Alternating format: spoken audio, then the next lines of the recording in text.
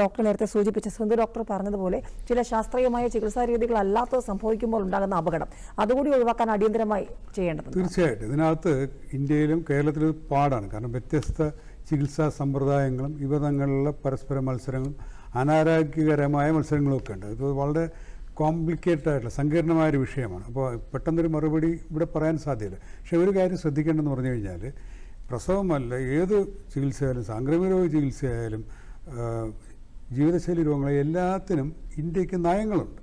അപ്പോൾ ഇന്ത്യയുടെ നയങ്ങൾ ഇപ്പോൾ ഇന്ത്യൻ മെഡിക്കൽ കൗൺസിൽ അല്ലെ Indian ICMR Indian council of medical research അവയുടെ അല്ലെ കേന്ദ്ര ഗവൺമെൻറ് ഇപ്പോൾ ക്ഷയരോഗം എടുക്കുകയാണെങ്കിൽ കേന്ദ്ര ക്ഷയരോഗ വകുപ്പിൻ്റെ കൃത്യമായ നിർദ്ദേശങ്ങൾ എന്ത് പരിശോധന എങ്ങനെ വേണം, മരുന്ന് എങ്ങനെ കഴിക്കണം, എല്ലാ കാര്യങ്ങളും ഇതെല്ലാം ലോകാരോഗ്യ സംഘടനയുടെ തത്വങ്ങളുമായിട്ട് ബന്ധപ്പെട്ടാണ്. ലോകാരോഗ്യ സംഘടന തത്വങ്ങൾ ഉണ്ടാക്കുന്നത് രാജ്യങ്ങളിൽ ഒരുപാട് വർഷങ്ങളുടെ പരീക്ഷണങ്ങളുടെ ഫലമായിട്ടാണ്. അപ്പോൾ ഇതെല്ലാം കൂടെ ചേർന്ന് ശാസ്ത്രീയ രീതികളുടെ ഒരു ഒരു എല്ലാം കൂടെ സംഭരിച്ചു വെച്ചിരിക്കുകയാണ് ലോകാരോഗ്യ സംഘടന.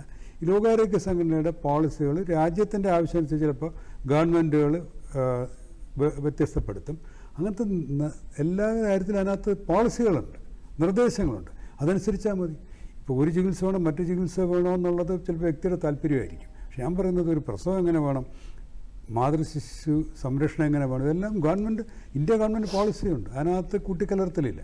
അപ്പോൾ അത് പാലിക്കുക, അത് സംസ്ഥാന തലത്തിലും പാലിക്കുക, സമൂഹങ്ങളിലും പാലിക്കുക, വ്യക്തിയും പാലിക്കുക, എളുപ്പമാണ്.